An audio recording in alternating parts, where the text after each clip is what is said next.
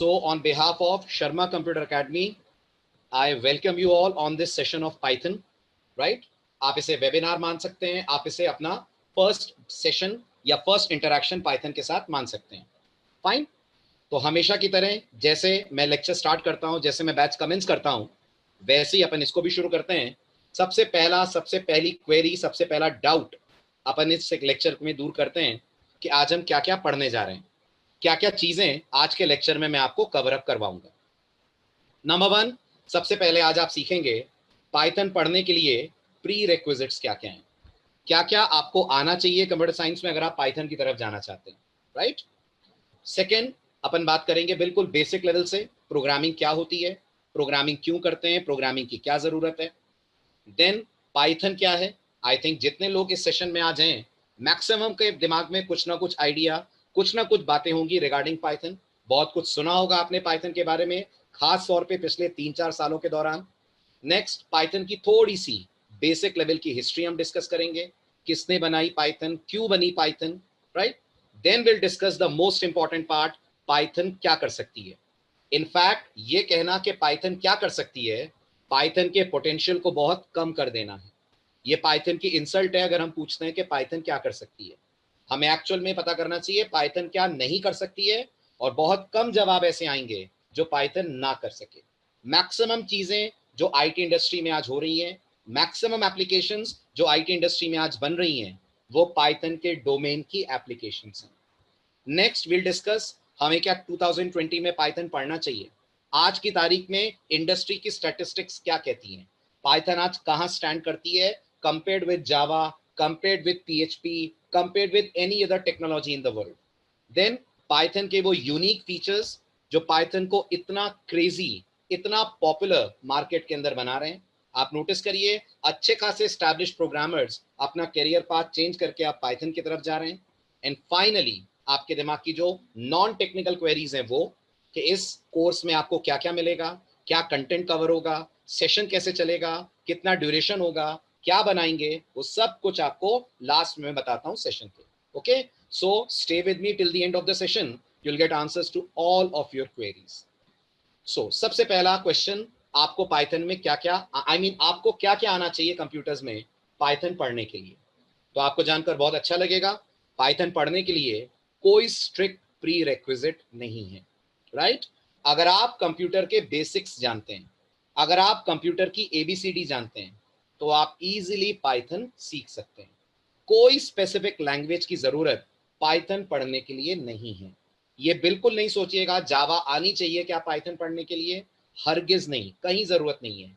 जावा अलग डोमेन में है, पाइथन अलग डोमेन में है, इनका कोई कंपैरिजन ही एक दूसरे की जरूरत को पूरा करने के लिए नहीं है। अगर आपको जावा आती है वेल एंड गुड, नहीं आती है नो प्रॉब्लम। सी बहुत अच्छे से आती है वेल एंड गुड, नहीं आती है नो इश्यूज। मैं बस ये मान के चल रहा हूं कि आप कंप्यूटर लिटरेट हैं, आपको कंप्यूटर्स पता है, और आपने थोड़ा बहुत हेलो हाई के प्रोग्रामिंग के अंदर बना रखे होंगे। अपना नाम वाम प्रिंट कराना प्रोग्रामिंग में आपको आता है। वो भी मैं सिर्फ इसलिए आपको बोल रहा हूं क्योंकि जब हम पाइथन के फीचर्स पढ़ेंगे, जब हम ये सीखेंगे पाइथन इतनी पावरफुल, इतनी पॉपुलर क्यों है दुनिया में, तो वो तभी समझ में आएगा जब किसी लैंग्वेज के साथ इसको हम कर पाएंगे कंपेयर। तो लैंग्वेज नहीं आना ड्रॉबैक नहीं है, लैंग्वेज आना डेफिनेटली आपको थोड़ा सा बेनिफिट देगा। ओके, तो एज सच पाइथन पढ़ने के लिए कोई प्री रेक्विजिट नहीं है।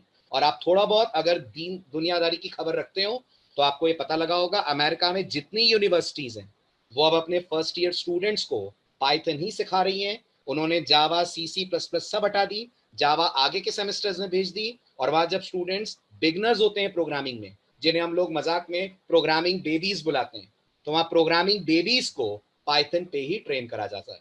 तो आप समझ सकते हैं पाइथन बिल्कुल एक बिगनर लेवल की लैंग्वेज है।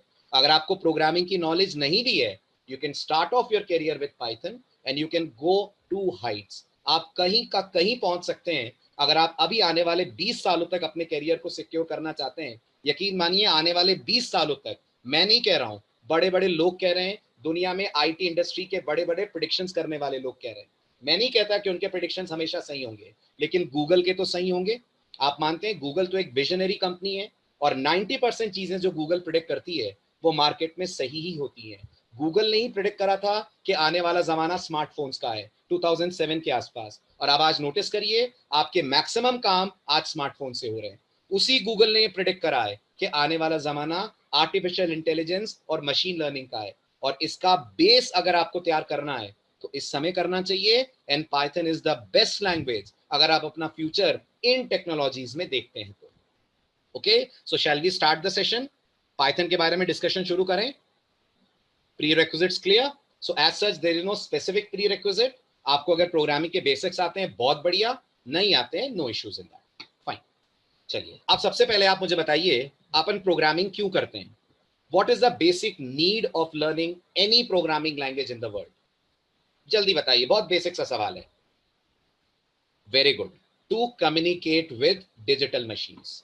अगर आप मशीन से कम्युनिकेट करना चाहते हैं, अगर आप किसी भी कंप्यूटर से, लैपटॉप से, मोबाइल से इंटरैक्ट करना चाहते हैं, तो आपके और मशीन के बीच में जो ट्रांसलेशन का काम करती हैं वो काम करती हैं आपकी प्रोग्रामिंग लैंग्वेजेस। यानी they are translators between humans and machines, because humans don't speak 0 and 1 language, machines don't understand Hindi और इंग्लिश। तो हम मशीन से इंग्लिश में बात करें, मशीन हमें इंग्लिश में ही रिस्पॉन्स दे, पर मशीन तक जब आप 0-1 में पहुंचे तो आप मान लीजिए ये काम करने के लिए ट्रांसलेटर्स चाहिए, और वो ट्रांसलेटर्स होती हैं दुनिया की सारी प्रोग्रामिंग लैंग्वेजेस। आज दुनिया में 900 के आसपास प्रोग्रामिंग लैंग्वेजेस अवेलेबल हैं, और आप जानते होंगे अधिकतर प्रोग्रामिंग लैंग्वेजेस मार्केट में जो बनती हैं वो किसी पर्पस को सॉल्व करने के लिए बनाई जाती हैं। हर प्रोग्रामिंग लैंग्वेज के पीछे एक एम होता है, और वो उस एम को लेकर दुनिया के अंदर डिजाइन की जाती है, डेवलप की जाती है।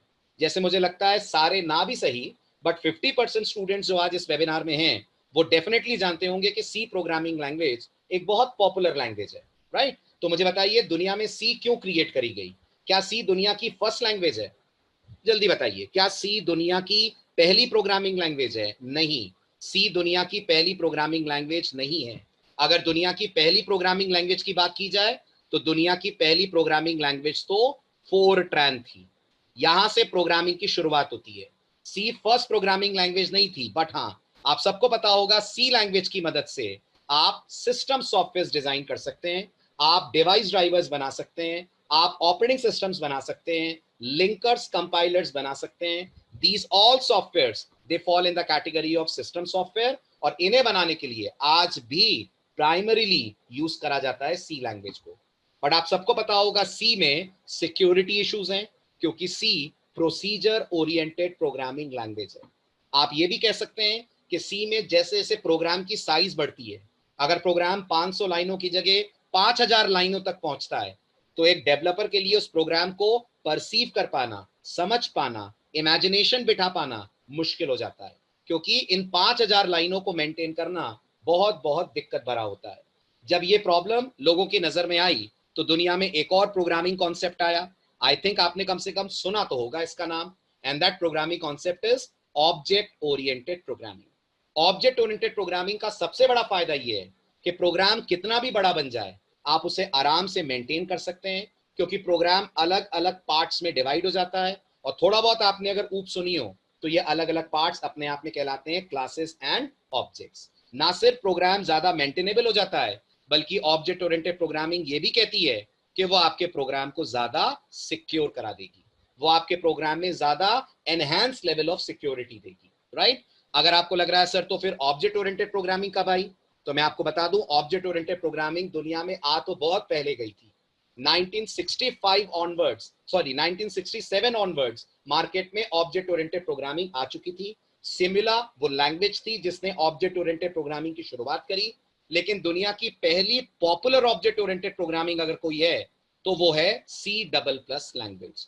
कारण, जब सी डबल प्लस बनी तो माइक्रोसॉफ्ट, एडोब जैसी बड़ी बड़ी कंपनीज ने अपने मैक्सिमम सॉफ्टवेयर डेवलप करे using C plus plus language. Microsoft का अगर आप नोटिस करें एमएस ऑफिस, माइक्रोसॉफ्ट के browsers like internet explorer, they all are developed in C plus plus programming language. और ये मैं नहीं कह रहा हूं, ये वो इंसान कह रहा है जिसने सी डबल प्लस डिजाइन की है। जिन लोगों को पता हो वो चैट विंडो में नाम टाइप करें developer of C plus plus का।